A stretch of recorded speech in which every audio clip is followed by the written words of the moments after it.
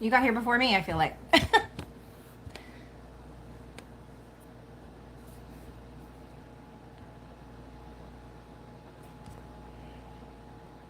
Hi. Hold on, let me shut my notifications off because I have 9,000.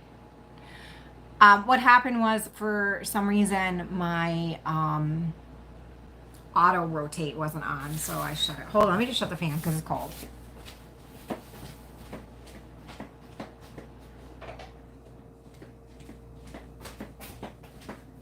Okay, way better. Don't mind. I'm trying to clear stuff out of my kitchen because we just got this very large freezer, right? And I don't know what to do with this. So if anyone has any like good storage ideas, some good inexpensive storage ideas, let me know. I'm trying to make it so you won't see the light in this thing. Just keep my hand here like this. Good morning, everybody. Oh, I have to take my daughter to the dentist too. And apparently my sinus crooked. Okay. Pop in and say hi, but can't say long. I'm at work. That's okay, Donnie.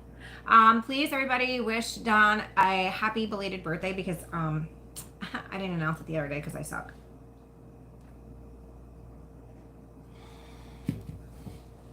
Well, thank you. I love you too.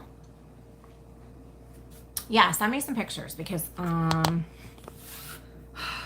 we have outgrown the space that we're in, and we are in the middle of a housing crisis, and we can't find a place to go. So these cats, man, look at this. They're ruthless. This is treats. I just opened it this morning, and look at these. Like they don't eat. Like we don't feed them here. Sheesh. It's terrible. You would think they're like starving to death, and they're not. So what's everybody been up to? Hi, Farah. I know everybody's at work. I was like, shouldn't I? I was like, fuck it. I'm gonna. So here I am.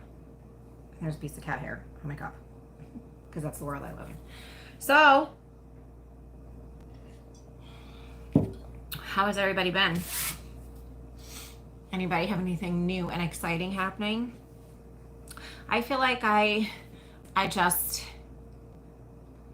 don't know. I have a lot of things going on, but I don't feel like any of it's exciting. Do I dye my own hair? I do not, but I do use this conditioner. It's called a conditioner, and it is the color of my hair. So when I wash it, it helps keep it bright. Yeah. So, well, thank you. This is actually Bella's nail polish that I used. Oh, I hope she's okay. She, right? I think that's what you said. These little babies. She's intently watching outside because there's a bird in the tree. That's Lula. She just got fixed like 2-3 weeks ago. So, yeah. So I have some, I don't have any videos recorded right now, but good morning. So what I'm going to do is, well, thank you, Denise. Aw. What I'm going to do is, a lot of people ask me, and I've been meaning to do this for a while, and I just haven't had time, and I'm going to actually make the time tonight to go do it because someone that I'm friendly with works in the evenings where I want to go do this. So I'm going to be doing a version of go bags for you, but at a very well-known dollar store. So this way you guys can start to do your own variations because a lot of people have asked. And I think it would just help people to actually see what to do because I forget sometimes. For me, it's second nature. Do not knock those flowers over, homie. Okay. For me, it's second nature because I know what to do. But she has such a long tail. She said to come show everybody. She's here for the treats. Okay. They're also food motivated. Would you like one? Since you tried to eat them through the bag. Well, I opened up the bag. I'm surprised the rest of them didn't come. Here you go.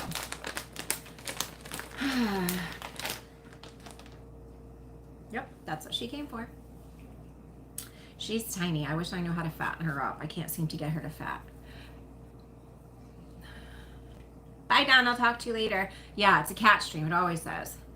So I'm going to be doing like the dollar store version of go bags, which in all sincerity is just fine. You don't have to be like, let me think of how I want to say this. So it's the point of it. It's not the price of it, if that makes sense. I feel like sometimes people get tripped up in how much they want to give and all of that. And really it's just basic. Like you have someone who has nothing. You can't go, you don't have to spend $500, right? You can literally go and spend $10 and like, here you go. It's right here. There you go. Stop freaking out.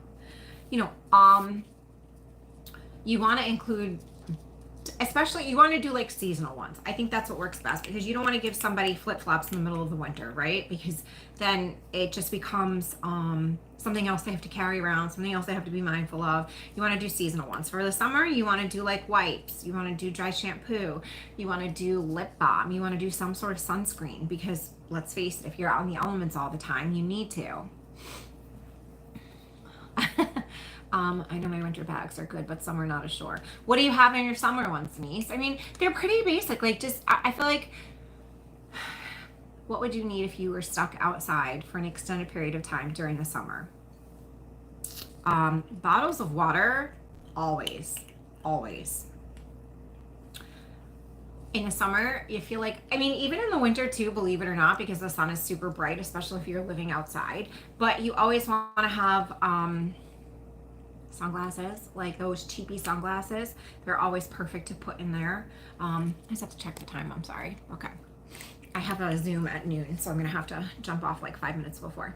You know, just things like that. I'm trying to think. Lip balm, always. Little deodorants, always.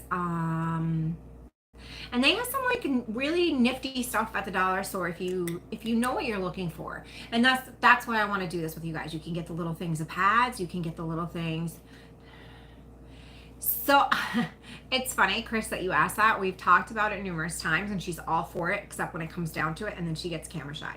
Like she was all in here like, yeah, we're gonna go live. Yeah. And now, Bella, where are you? She's laying on the couch. Do you want to come say hi? No. She's, I see your eyeballs in the screen. Yeah, so, you know, that's how she is. Oh, the end of the summer semester. Dang, man. I feel like every time I take classes, it's always during the summer. And that shit's rough because it's summer and who wants to, right? Oh, girl, get it. I'm proud of you because, not me. I think I took class last summer was the last classes I took. Water, flavored drink packs, sunscreen, snacks, lip balm, the wipes I didn't think of. I need to find dude wipes on sale. Psh, don't we all?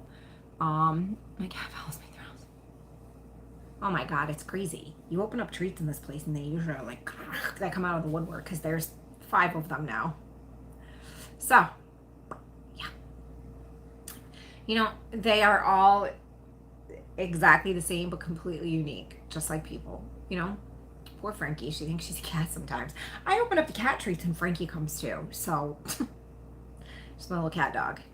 Yeah, so I'm gonna be doing that that go bag video for you guys. I'll probably do it today, and maybe depending on how my life is, maybe it'll be out tomorrow. Jared and I have a very funny story time for you that we are going to try and narrow down some time and get it recorded for you. Next week, I will be in Denver. I will be going to a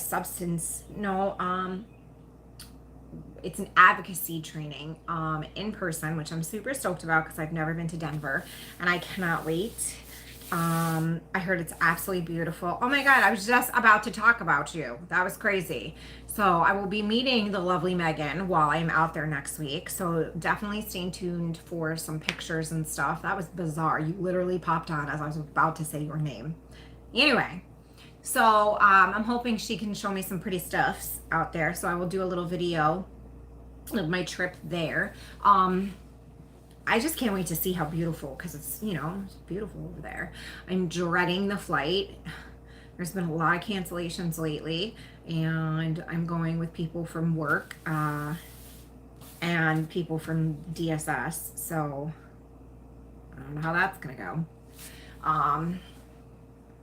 And then I just can't wait to see how pretty it is. So that'll be cool. I'll be gone all week. So I'm leaving Saturday night. I'm going to stay at a hotel motel thingy close to the airport because they have us on an ungodly early flight. And I don't want to get up at like midnight to start my day for the next day to be away for a week. I'm old and I need sleep. So I'm going to do that. Oh shit, I didn't even post on Instagram that I'm live. Well, whoever's meant to be here is here. Anyway, afterthought, right? So there's that. So next week I probably will not be posting much. So please forgive me for that. But then afterwards I have stuff that's gonna happen. And believe it or not, because I truly enjoy doing it, I'm probably going to be going back to Kensington before. I would like to go back twice before the summer is over, to be quite honest. I don't know, it just like invigorates me and makes me remember why we're all doing this. And you know, it's funny because August 10th through 12th I'll be in Buffalo. Jared and I both will, actually. We are going to the New York State Harm Reduction Conference, and we're tabling and attending and speaking and whatever. And I was talking to somebody about it yesterday, and we were saying, like, so she has someone that she works with that helps people taper off of this really bad trank dope, right? And she was explaining to me the way he does it and why he's so successful in what he does. And this man must be an absolute saint because he sits with people and makes them weigh out what they're about to use, so it's less than yesterday. And then the next day it's less than yesterday, and then less than yesterday. And it's literally like a point, right? Difference every day. And we all know a point is like a crumb, but it's slow and steady wins the race. And this is how he helps people taper off a trank. And I was just saying, like, that's amazing. Like, this is how it works, right? So why is this not what everyone's doing? And I was saying to her, like, I just cannot in my mind fathom how people do not understand that this is the way that things work, and this is why it works, and this is truly what harm reduction is, and this is like the epitome of it, right? Like, I just cannot understand. And she said, because you're built different, you will never understand why people don't get it. And I just don't. I try to think of myself as a fairly decently intelligent woman. I have, common sense, which is amazing because common sense is not common at times. And I have lived life experience, and I'm able to, even if I don't agree with someone, listen to them and hear their point of view and potentially maybe even understand it and maybe try and, just like, we don't always have to agree, but I like to hear what somebody else has to say because that's how I learn and that's how I become bigger and better and blah, blah, blah, blah, blah, blah. But I just don't understand how some people don't understand the concept of harm reduction and how, like, ending the war on drugs is sorely needed, and how, tough love is bullshit and all of that other stuff. Like, I just don't understand how people cannot comprehend how this is not a progressive, productive way. I mean, we literally have all the evidence behind us for all these years of how it has not been working. So when someone like supports someone and sits there and like says, okay, you're not alone, we're gonna do this together, right? Like that's how people get better. So why wouldn't we do that all across the board? I mean, I was listening to a TED Talk yesterday, and it just reminded me, and I feel like I don't say this enough. We don't say this enough. Every safe use site that has ever been opened worldwide, right? People want to call them shooting galleries or whatever the fuck sway they try and put on them. Nobody. There has never been a reported death. Nobody has ever died here. But you know what has happened here? People have been, their lives have been saved. They have been taken out of active overdoses. They have potentially made connections to get into sober living, safe living, off the street, into their path of recovery, whatever that looks like for them. Like, all these positive things have come. We have places that your mom has. Bro, who's your mom? I think I need to talk to her, because that's badass. And that's who got the cutting board. Oh, yay. Okay, sorry. And I just feel like if we have proven information and proven documents that this shit works, why the fuck are we not doing this everywhere? Why are we still sitting around complaining that, oh my God, these people? No, bro, you're these people that are keeping these people sick. Why? All right, money. Okay.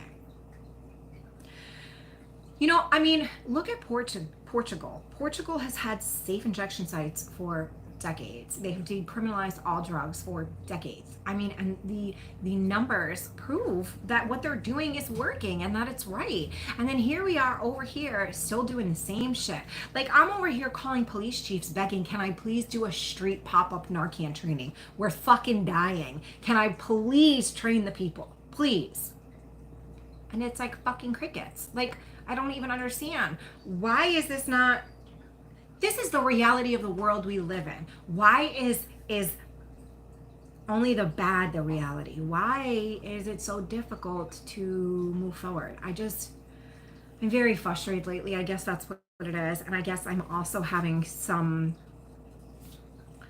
just mad I can't do what I know I need to do because of funding and because of this and because of that and because of lawyers and fucking, you know, whatever. And I'm starting to feel like maybe Supplies for Life should have been its own agency, so it could have just been a straightforward harm reduction. We do what we need to do to reduce the harm in your life, and we don't worry about the legalese. We'll deal with that later, you know. So there's just been a lot of death lately, and it bothers me, especially when it's young people. I mean, any people, but yes, it sure has. And you know, I'm just, you guys, yeah, you in Ontario, man, you guys got it going on. We are over here sucking wind, trying to just breathe, literally. And it's just, so we are seeing our first versions of that trank dope here across the state. And the lovely DEA, from what I understand, after a very intense conversation, Erin, yesterday, just doesn't give a fuck. They're like, it's gonna run its course. It'll run its course out. They said the same thing about meth. When? Because it's still here. I've been clean from meth 5 years this October by the grace of my God, and it's still here. That's a pretty lengthy fucking course, right?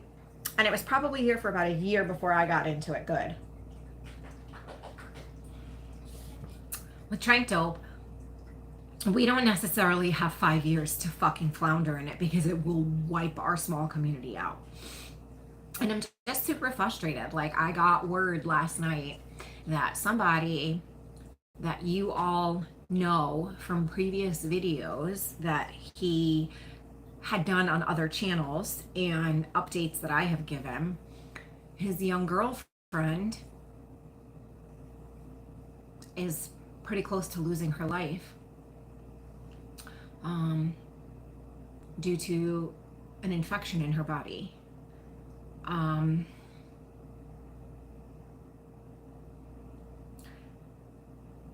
And it's just unnecessary. She has tiny babies.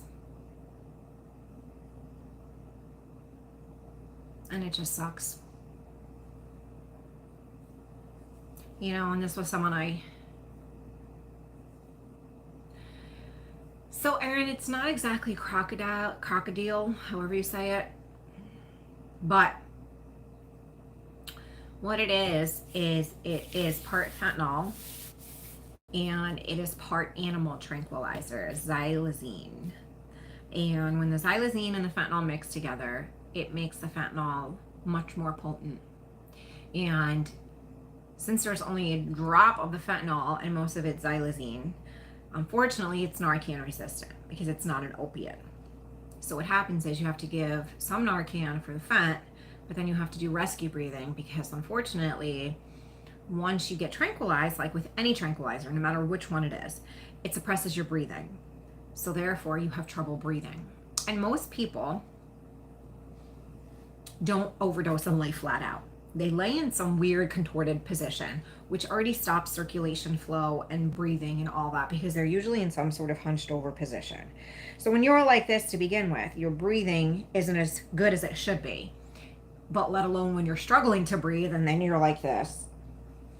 So it's just, that's why it's always the best thing to do when you see somebody, overdosing or potentially overdosing after you like yell at them to see if they are. What you want to do is you want to lay them flat on a low surface so they can't fall or get hurt. You want to lay them on their side so they don't asphyxiate. But you also want to make sure all their breathing passages are, opened.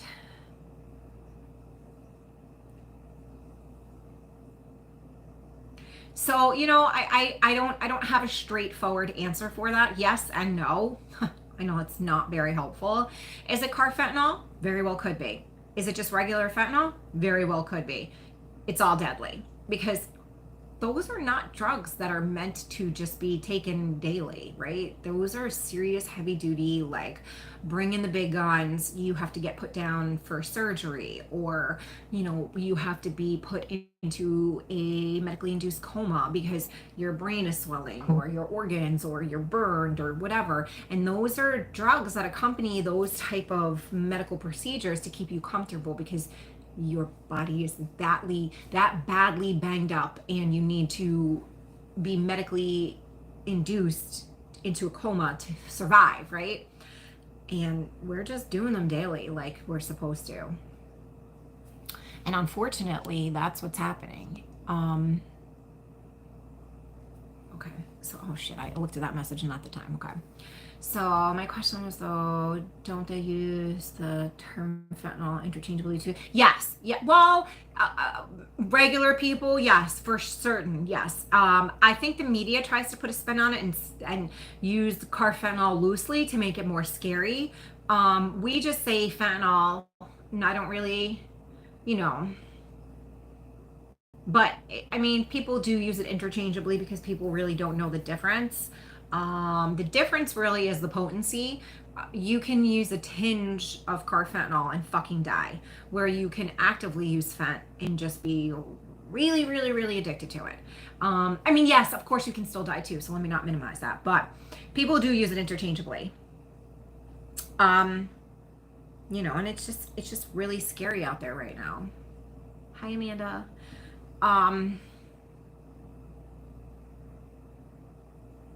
And unfortunately, I feel like in these types of situations, it has to get better before it gets worse. Because when it comes on the scene, only the people who know, right? And the other people, the regular people, don't know. And they're like, oh, it's just regular stuff. It's fine. But it's not. People are walking around like fucking zombies. They're very robotic in their movement. They're very slumpish. I don't know how else to describe it. It's just really shitty and scary and terrible and all the other things. And it's just really scary. Yes, that's exactly what we're talking about. Trank dope, benzo dope, trank dope, all the same. It is a tranquilized substance that I don't know who thought it was a good idea to put these together. You did not miss me. I'm here. Yes, Laura. Yes. But if you don't test your drugs properly, you're going to get a false negative.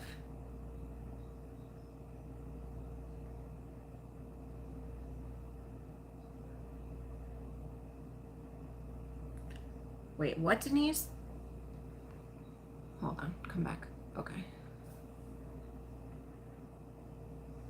They'll test for both fentanyl, Laura. I mean, it is what it is. They'll if there's a fentanyl in the substance, it will test for it. Let me see what Denise was saying. Denise, what are you saying? Where'd it go? Okay. Whoops. On the streets, fentanyl and benzodiazepine still. I really hope this does not hit here for a while. I hope not I hope for everybody. I hope they're never going to fully clean it up because it's too much money and too many people get paid off, and it's just one of those days where it feels like people aren't doing what they could be doing. You know what I mean? Like, it's just frustrating. I don't know. I get very frustrated when I know I'm literally just waiting around to get a phone call that someone has been taken off life support and they're dead. Whether I personally know them, don't personally know them, directly work with them, indirectly, whatever the case may be. You know, in the United States, every hour 7 people overdose and die. In Canada, 4 people overdose a day and die.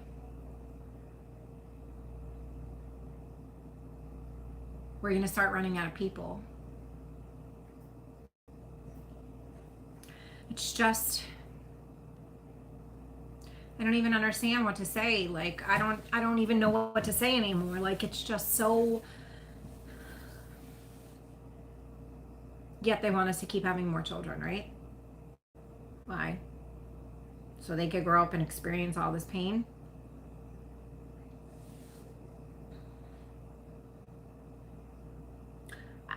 You know, at some point in time, we're going to have to confront the elephant in the room and say, people are going to get high. We are an escapism society worldwide. It is who we are as human beings, right? Especially in the United States, because in the United States, we put a value on stress. The more stressed out you are, the more successful you are. The more stressed out and anxiety ridden and overwhelmed, you must be doing good. Like, whoo, she's busy. She must be banking, right? She's rolling in it. So of course we turn to escapism. And what's the best escapism? Mental and physical escapism at the same time. And that is in the source of illicit street drugs. And there will always be, always has been, always will be. So at what point in time are we going to take our heads out of our asses and say, we are losing generations? We need clean, safe supply. It can be monitored. It would just... So a lot of the problems that people have from their substance use disorder is because the drugs are so chemically and so tainted, right? If we had a safe supply, then we would be able to have pure drugs without all the chemicals, without all the extra shit in it. People are going to use no matter what you do, no matter what. Like when I was in it, you couldn't tell me shit. When I was ready, I was ready. When I wasn't, I was not. And that's okay. I had to come to it on my own. And because I did come to it on my own, this is where I am in my life.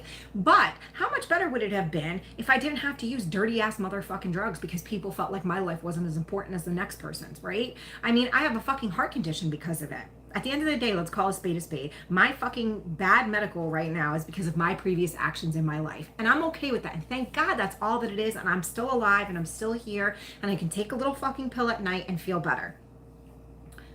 But what about the people that now have scars in their fucking bodies from all the chemical burns that they're getting from the inside out? What about all the people who are disfigured because of it? Because they had a reasonable expectation to think they were getting what they purchased. And let's talk in fucking government terms. Y'all motherfuckers are greedy as shit. You want that good old money. If you regulated shit and you put shit that was safe out there and taxed it, y'all be making money too, instead of just getting paid off on the back end like I know all y'all are. Yes, you can get chemical burns from shooting a variety of different things because whatever it's cut with, it's not, let's face it, at the end of the day, we're already playing Russian roulette, right? That shit is not meant to be inside skins and whatnot. It is what it is. You can, Amanda, show a picture in the group. That's fine. Y'all can share your scars. You can share whatever. Just do me a favor. Put a trigger warning in case it's going to bother somebody else. We don't want to upset anybody, but we can share. This is how we heal. This is how we show people. This is how we heal from the traumas we have suffered and help other people heal as well. I'm all for it. Go for it. Show your shit. But I mean, it just, how many years did we have to go? How long has weed been around? Like, bazillion, right? Like longer than most people. Like Adam and Eve probably had fucking weed, right? And we are just legalizing it. I don't know if you can post pictures in here, but you can post it inside the Facebook group that we're all in, the Gen Cutting community.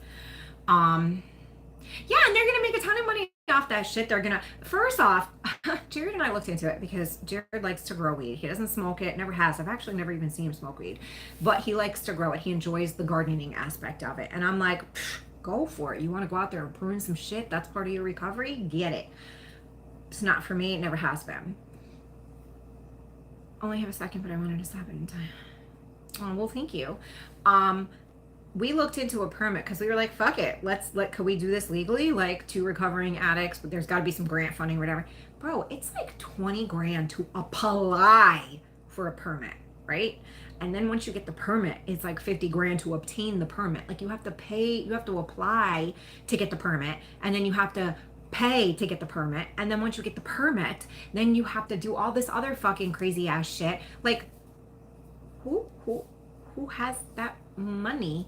And let me ask you this, where's all that permit and applying application money going? Right? What are you as the government doing giving me fucking, I'm giving you 20 grand to fill out this piece of fucking paper to say, nope, you can't have that. And then if they say, yep, you can't have that, I gotta whip another 50 grand out my ass.